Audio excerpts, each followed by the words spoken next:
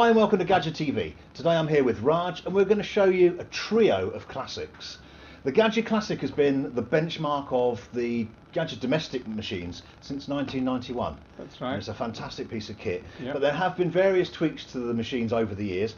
The original model was produced from 1991 through to 2014. In that time, there were some slight cosmetic changes, one or two little bits to do. The panorellas changed a little bit, the badging changed, but ostensibly it was the same machine. Yeah. Then in 2015, we had this machine introduced. 2015, yes. And now in 2019, we've got the new fantastic piece of kit that we've been waiting for a little bit, and this is the new classic model. Yeah. So actually, the pre-2015 model, it's relevant to us in the UK and in Europe. Yeah. But it was produced until 2018 in other countries for other countries. So, for instance, USA and Asia had the pre-2015 model as it was until now. Okay, so those dates are really because UK. Because the change came in 2015 in Europe. Yeah. When we had to change to a standby model. Standby machines, yeah. And that was the main reason for the change. Yeah. So they changed a few other things with it, including the boiler. Okay, so an easy way to identify is the switches, the switch bank. That tells you immediately, because we get a few queries here at Gaggia. Which machine have I got? I've got a classic. Yeah. The first question is, what model is it? And obviously sometimes it's a bit hard to identify. A very simple way of identifying it is the switch banks. So we'll show you the switch banks here.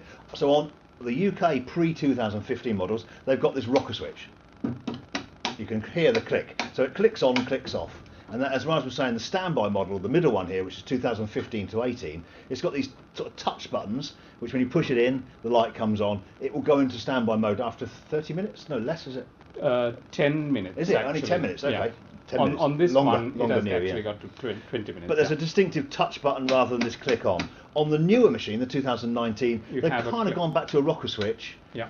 Certainly with the coffee button, it's on and off. The on-off button, the standby one, still sort of a slight touch on it. The coffee button is different, yeah. On anyway, I think. The steam button is on. Yeah. On this one, yeah. Yeah. So that's the main difference. That's the easy way to tell them. So if we come back out, we can see, talk a little bit about the actual differences. So on the 2015, the pre-2015, we had an aluminium boiler. That's right. And a solenoid valve. Yes. Yeah. Any other major differences between this one? That has also an OPV, which is an over-pressurized valve. Basically, you're getting technical now, but that's right. Some of the people who are really into this, they liked the idea of getting into the machine, although we don't recommend it, to actually adjust the valves. Yeah.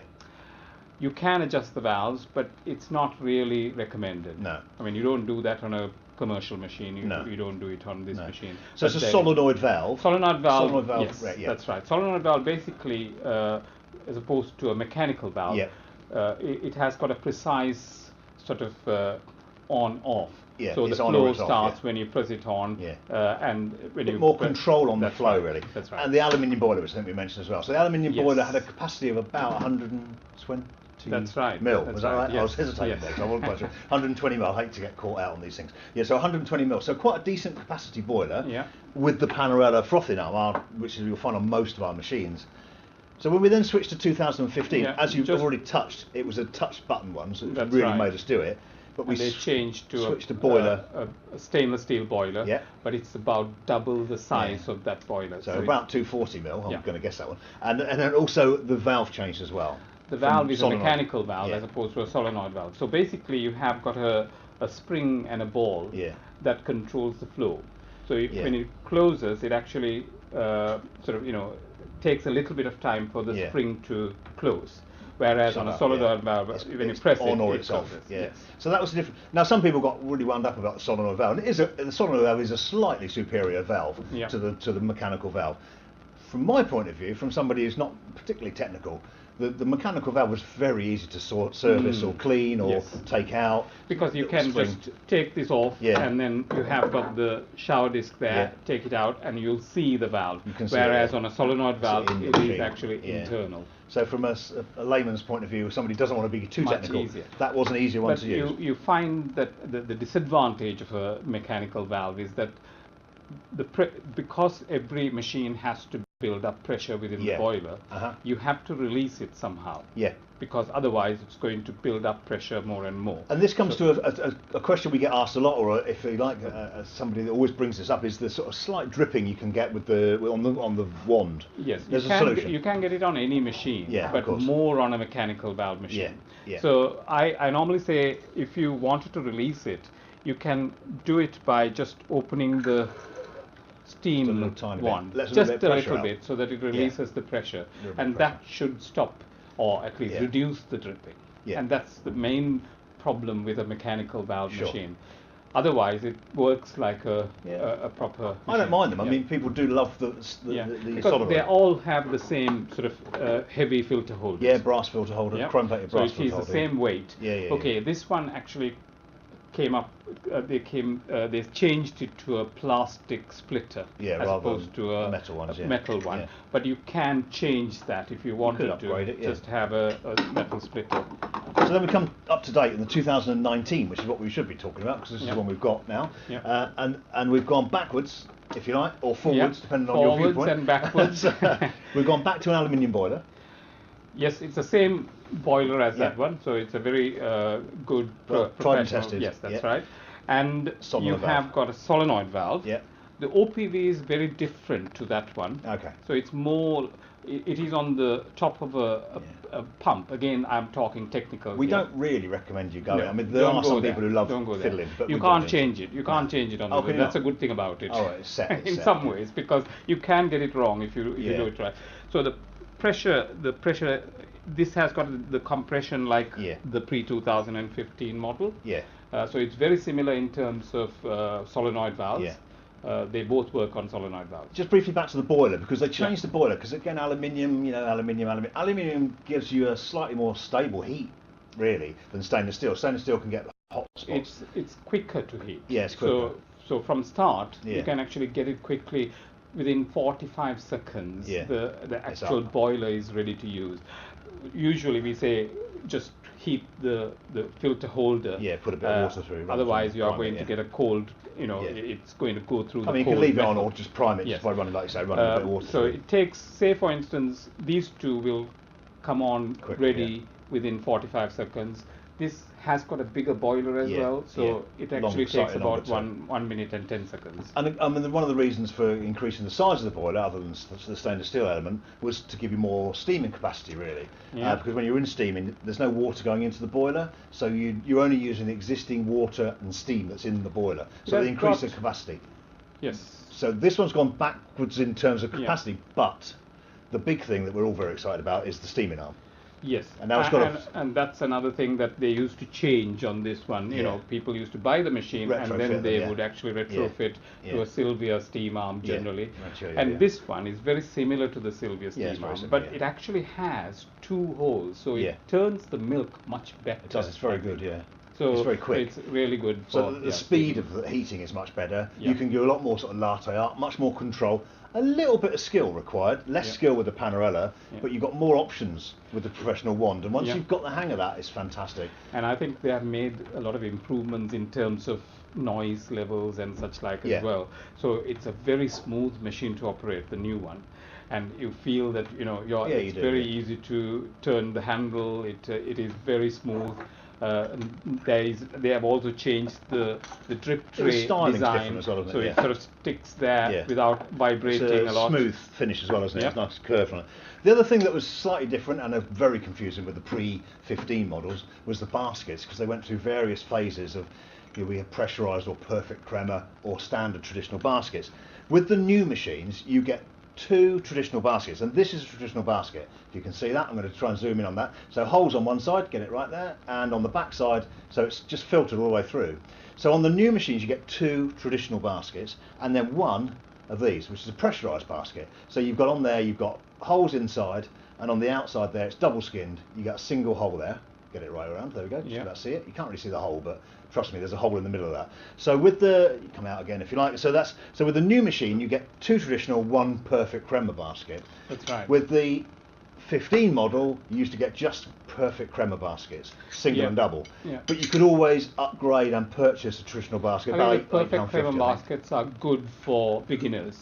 So you can actually get a really good creamy coffee without trying very hard. Yeah, we cover that in another video. So if you look at the video for the new machine, we did talk about the crema basket. Well, basically, to recap very quickly, you can use pre-bought, pre-ground coffee, which is kind of slightly more suited towards stovetop mocha makers, mocha machines. But it will give you the crema basket will give you that.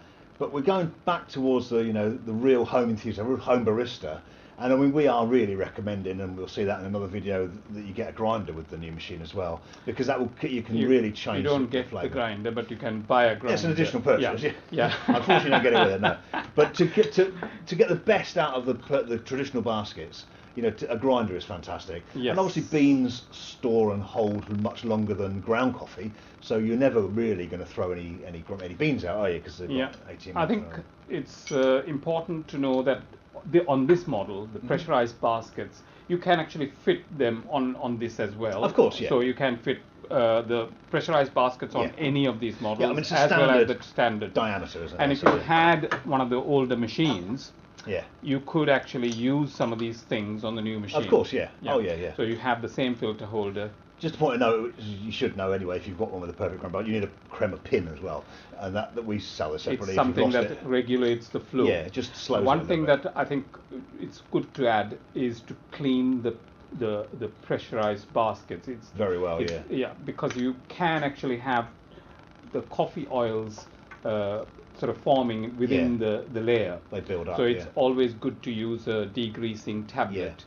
to actually clean it. Yeah, I mean, basically you put a degreasing tablet into your portafilter there and run it through. We sell degreasing tablets, you can buy just a few off us. People get confused with descaling and degreasing. Different thing, Descaling is about internals. Yeah. Degreasing is removing coffee oils. So it's good to actually do that even on this machine. Of course, yeah. You don't do back flushing on these machines. I know some people are suggesting that you can back flush machines. Yeah, back flushing is a blank disc, so it's no holes. And most on commercial machines, that's what you do to clean the head. You can do that you on sip some water through and it basically goes through back flushes. Yes. We don't recommend that on domestic machines. Yeah, because you are really getting water back into solenoid valves and even to the boiler. So you really have to be careful if you're doing back flushing. Yeah. I wouldn't recommend it. No. Just in terms of availability, we are now only doing the 2019. That's right. We don't have any of the pre-19s, the 15s, or the old ones. Not new. There's no new, no. Yeah. But we do still sell reconditioned machines, because I mean these machines, there's still quite a lot of these around. They're robust, really good pieces of kit. That's the pre-15.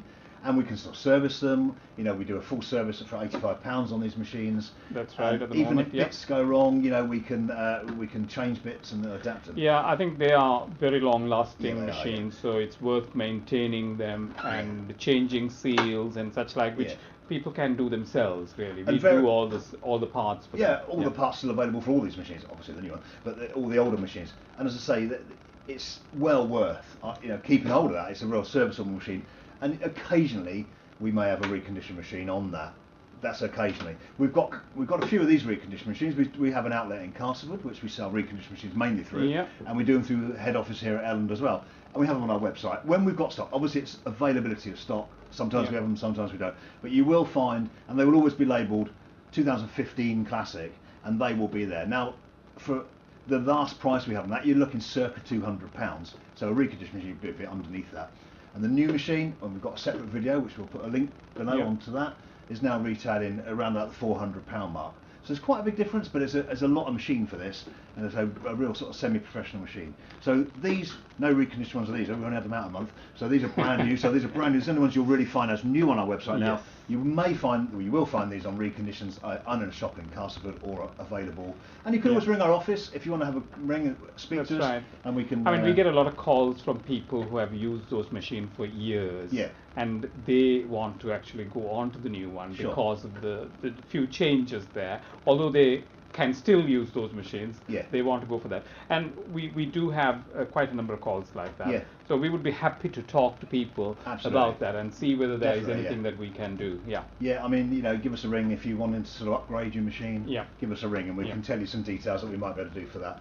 Obviously, if you're in the area, if you're in the Yorkshire area, we've got a shop in Braintree as well and one in Northampton.